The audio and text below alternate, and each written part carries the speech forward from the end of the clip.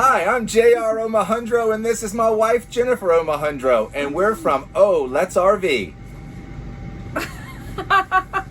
We got it, the intro! Oh my gosh, I don't know if I'll ever be able to make it through something like that. And we did something that most are thinking is pretty wild and crazy.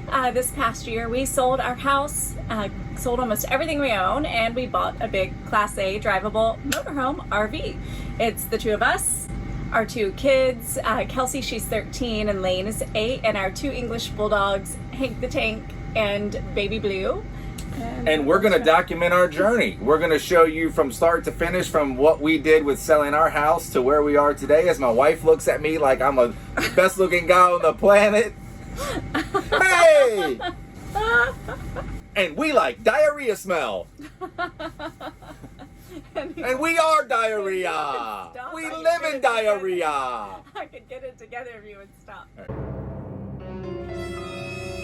Okay, wait, before you go any further, you need to explain why you made that joke when we originally recorded this video, because this was definitely one of our rookie mistakes. Well, we forgot to dump our black tank before we parked it and did maintenance, and we continued to use it periodically in emergencies, and that diarrhea smell built up. So we got to enjoy that while we were filming that video. We wanted to pass it along to you, but we wanted to explain we are dumping our black tank now, so no more smell, no more nastiness. Oh, the glamorous life. And of course, I immediately added our favorite holding tank cleaner, Unique RV Digest-It. So we are back on track, thank goodness.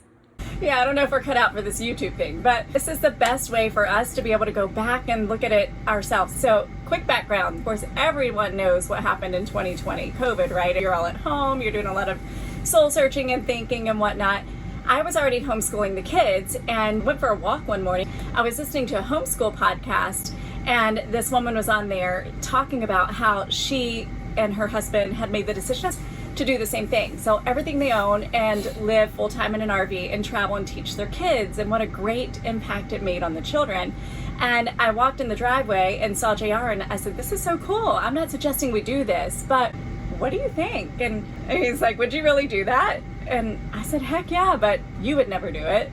And sure enough, he would. And that was July 21st. And within 7 days, we had a contract on our house that wasn't even listed yet.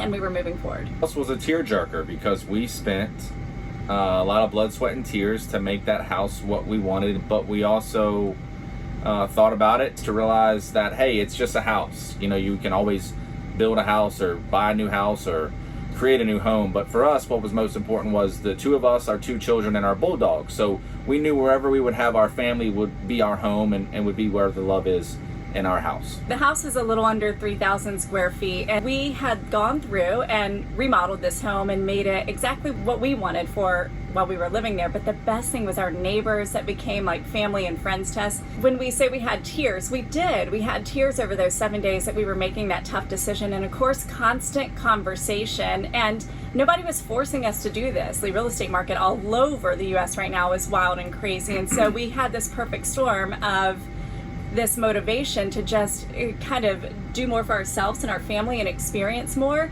and the market being great where, hey, we could take advantage of it and do really well selling the house and, you know, go ahead and make this step. Part of the reason why I wanted to get away and do what we're going to do is because my wife's looking at me at how much she loves me, and I'm an adventurous guy. I'm trying to take us all over the world. No, but what really is the reason why I decided to do this for us, or for me, is I'm 40 years old, and I didn't want to be that guy that was born and raised in his hometown. Oh, but you're 40 and you never left where you were born and raised. So I didn't want to be that guy. I wanted to get the most out of life for me, my wife, and my kids. You know, another thing that drove this decision is through 2020, there was a lot of social unrest.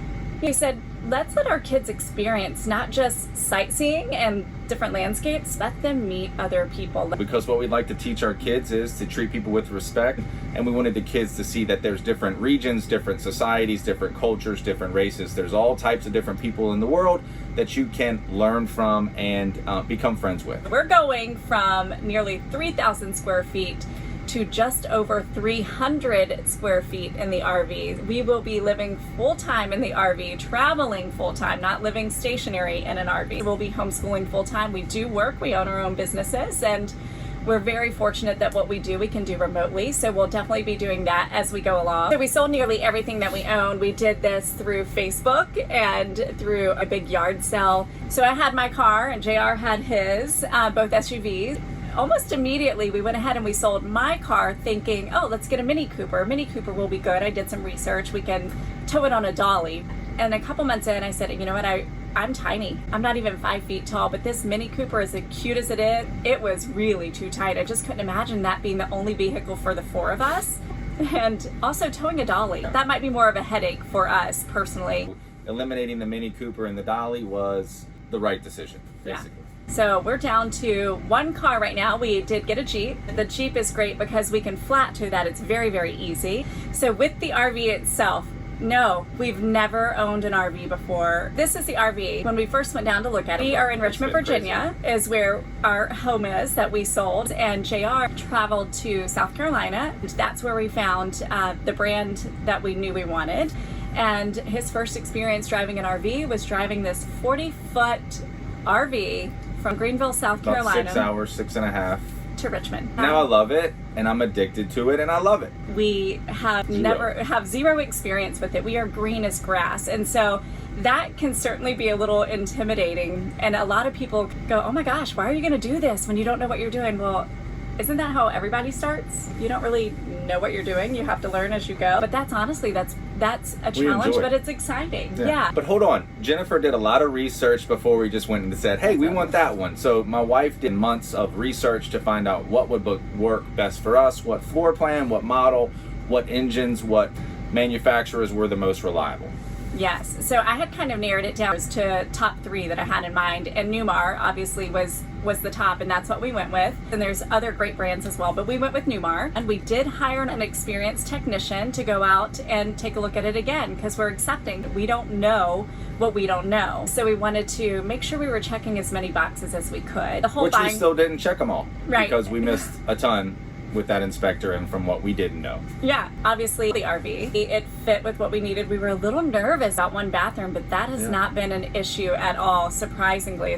And for us, it was also really important to have bunks for the kids, so they at least have their separate space that they can go lay down in. And one thing that we've been doing is what I would call a little facelift. Now you'll notice a lot of people go in and totally redo these RVs and they look amazing, and I love that. I don't have that skill, and I really kind of don't have that desire at this point. I just wanted to make the RV more homey and give it a facelift so that it feels nice and cozy and a little more up to date, not like an 80s motel, as I always say. I've shared several of the renovations that we've done along the way on Instagram, but we'll certainly do a full walkthrough as soon as that's done and ready to roll. And we've lived and learned through some mechanical issues as well. We're documenting everything. It's at Let's RV. I've been very open there, documenting what's gone right and what's gone wrong and what's happening. So we've had some major challenges, like Jennifer said, when we hit the road. We had some engine issues, we had some oil leaks, we had generator issues, we had hot water issues, we've had furnace issues. So if you look back in our Instagram stories, you can see all that and get caught up really quickly. Nothing that wasn't fixable, but obviously you had to learn a lot, and we had to learn quickly, which we did. We invite you to follow along with our journey and promise to be completely transparent and completely open. So ask questions if you have one. If you don't understand something, let us know. We'd be more than happy to help. If you want diarrhea help, let us know. We have fresh diarrhea aroma. If you need poop, we supply it. Just call. Oh my God. So we appreciate your time, and we hope to either see you on the road or see you on Instagram. And until next time, thanks for viewing, and we'll talk to you soon. Peace. Bye. Boom.